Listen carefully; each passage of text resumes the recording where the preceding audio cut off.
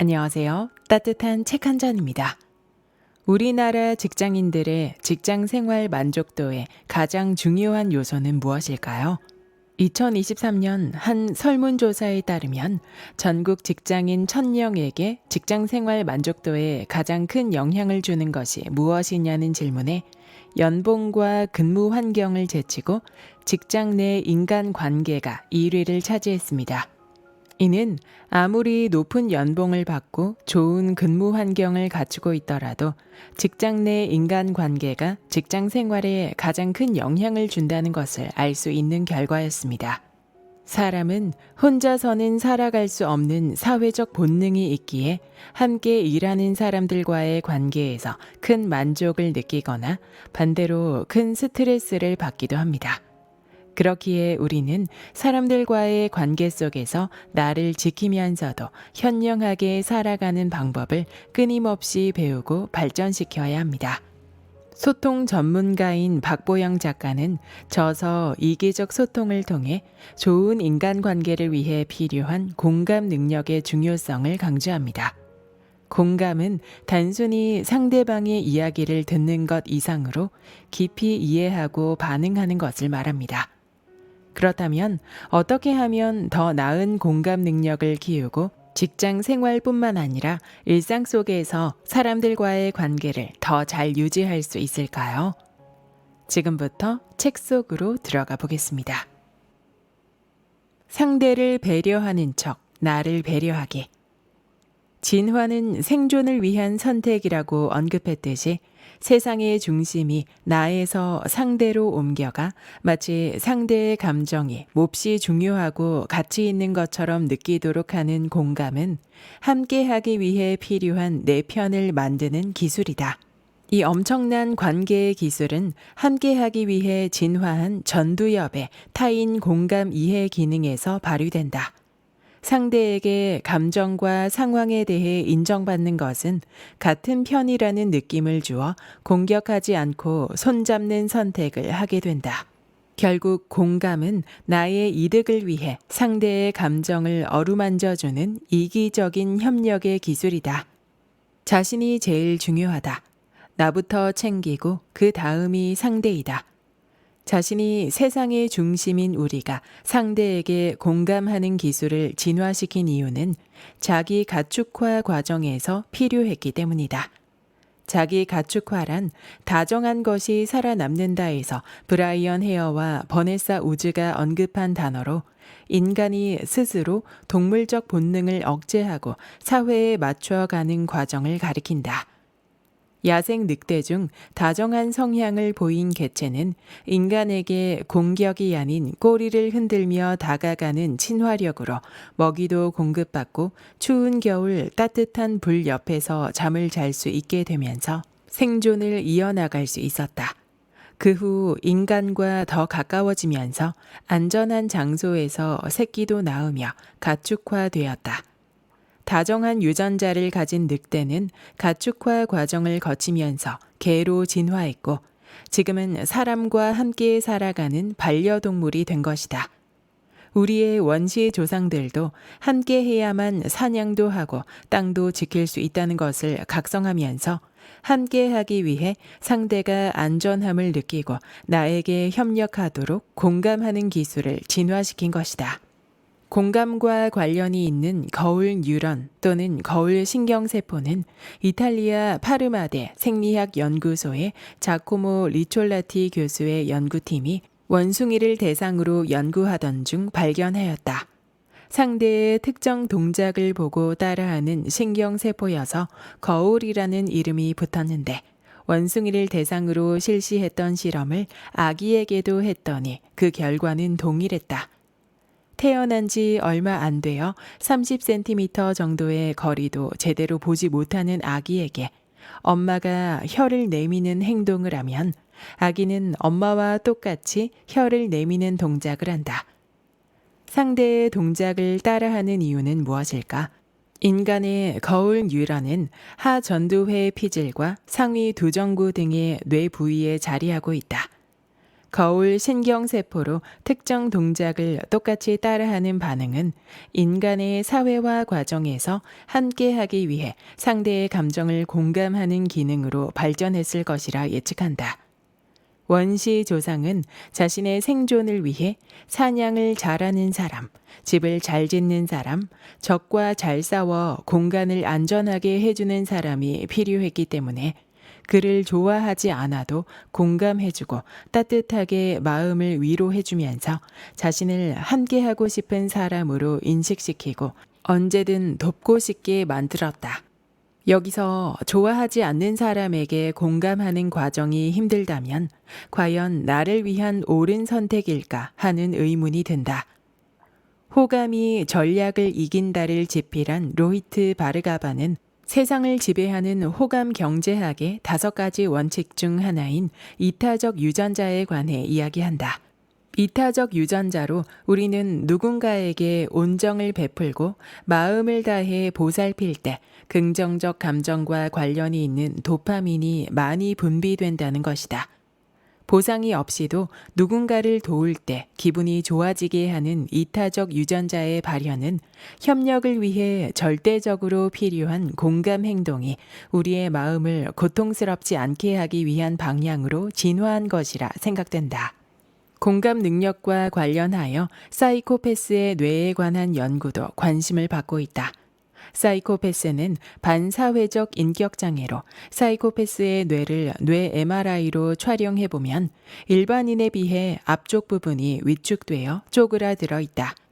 전두엽 기능이 일반인의 15% 정도밖에 되지 않아 감정을 조절하는 데 어려움을 느끼며 주변의 뇌인 편도체의 기능도 떨어져 감정을 잘 느끼지 못한다.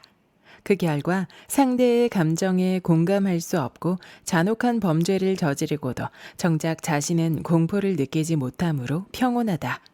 한마디로 함께 살아갈 수 없는 사람인 것이다. 가족, 그리고 사회에서 만나는 많은 사람들을 모두 좋아할 수는 없다. 더구나 나를 무시하고 자존심을 상하게 하는 사람의 감정을 진정시켜 평온하고 행복할 수 있게 공감해 준다는 것은 불가능에 가깝다. 그러나 나에게 필요한 상황과 상대를 공감하는 데 어려움을 겪는다면 함께하기 어렵고 삶의 목표를 이루어 나가기 힘들다. 공감의 본질은 상대를 위한 것이 아니며 나를 돕도록 상대의 마음을 흔드는 기술이다. 좋아하는 상대는 당연히, 그리고 좋아하지 않더라도 나의 삶에 꼭 필요한 사람이라면 상대의 감정을 이해하고 배려하는 공감 기술을 발휘하여 나와 함께하고 싶은 마음을 가지도록 이기적 소통을 해야 할 것이다. 우리에게는 분명 고통받지 않으면서도 그렇게 할 수 있는 유전적 능력이 있다. 답을 몰라서 묻는 게 아닌데. 야, 너 바보냐? 대출부터 알아봤어야지. 사무실을 내고자 퇴사했던 후배는 무직이라서 대출이 어렵다는 말에 충격을 받았다. 이에 남자친구에게 하소연을 했더니 그의 첫 마디가 이랬다. 비상구 쪽 엘리베이터를 타셨어야죠. 그럴 때는 고기가 충분히 물러진 다음에 간장을 넣어야지. 하소연에 대한 상대의 대답은 이런 식이다. 그렇다면 하소연하는 사람들은 정말 문제의 해결책을 몰라서 물어보는 걸까? 물론 그래서 도움을 청했을 수도 있다. 그러나 이 상황에서 고려해야 하는 것은 그 사람이 다른 사람이 아닌 바로 나에게 SOS를 보냈다는 사실이다. 그 이유는 다른 누구도 아닌 바로 나와 함께하고 싶다는 마음의 표현이다. 지금 힘들어서 어떻게 해야 할지 모르겠으니 딱 네 도움이 필요해 라는 신호인 것이다. 상대는 내게서 어떤 도움을 받고 싶은 것일까? 앞에 예문에서 질문자가 말 그대로 일의 순서나 엘리베이터의 위치, 장조림을 맛있게 만드는 법이 궁금했을 수도 있다. 그러나 그렇더라도 나에게 말을 건네는 순간 상대의 표정과 목소리의 톤에 담겨 있는 감정, 즉 심정을 알아차리지 못하면 소통은 실패한다. 미래학자 다니엘 핑크는 새로운 미래가 온다에서 미래에 필요한 재능 6가지를 제시하는데 공감, 논리만으로는 안 된다는 공감의 중요성에 관한 것이다. 감정은 순식간에 느껴져 상대방이나 상황에 대해 다른 행동을 선택할 수 있게 한다. 그러기까지 걸리는 시간은 5분의 1초, 그러니까 불과 0.2초이며 지각되는 신호가 달라졌을 때 감정의 뇌는 0.2초의 짧은 순간에 기쁨에서 슬픔으로, 평온에서 분노로 바뀔 수 있다. 감정의 뇌가 논리의 뇌보다 더 신속하게 작동하기에 우리는 무엇이 옳은가를 깨닫기 전에 그래서 기분이 어떤데를 느끼게 된다. 하소연의 정답을 이야기하기 전에 그 사람의 감정을 먼저 위로해 주어야 하는 이유가 바로 여기에 있다. 관계에는 2가지 이해, 즉 득과 실을 따지는 이해와 상황을 잘 깨닫는 이해가 있다. 그러나 소통을 할 때 이 2가지 이해관계에 따라 다른 방식을 선택해야 하는 것은 아니다. 어쩌면 더욱 신중한 소통의 기술이 필요한 것은 상황을 잘 알아주고 보듬는 이해가 아니라 득과 실을 따져 결론을 내야 하는 이해인지도 모른다.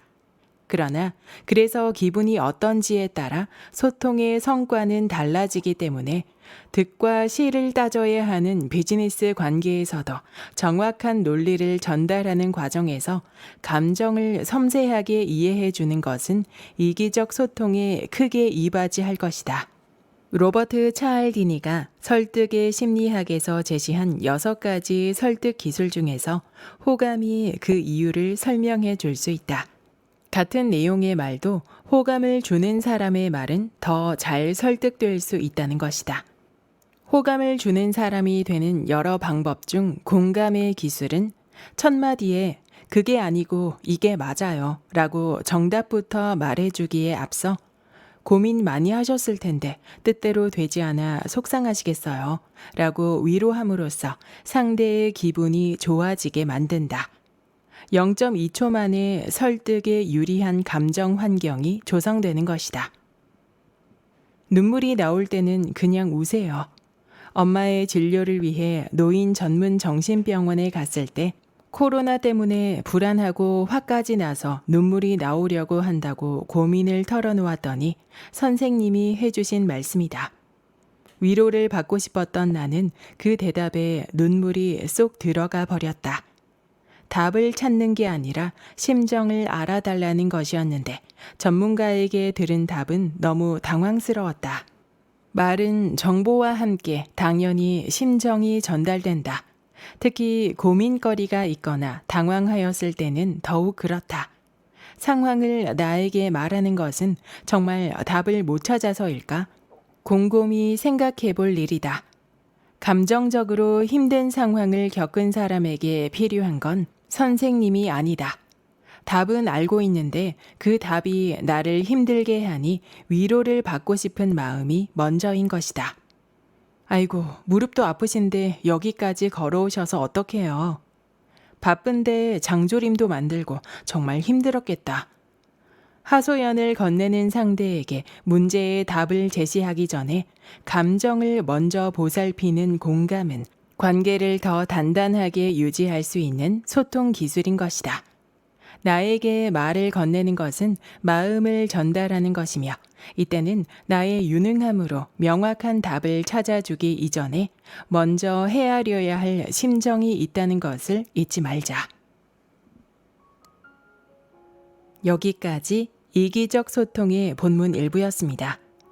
결국 공감은 단순히 상대를 위한 것이 아니라 나를 위한 기술이기도 합니다. 이는 인간관계를 더 깊고 단단하게 유지시키는 중요한 요소이자 나 자신을 지키는 방어수단이 될 수도 있습니다.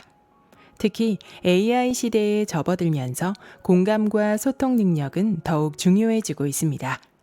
기술이 발전하고 자동화가 늘어나더라도 사람 간의 진정한 소통과 공감은 여전히 귀중한 가치로 남을 것입니다.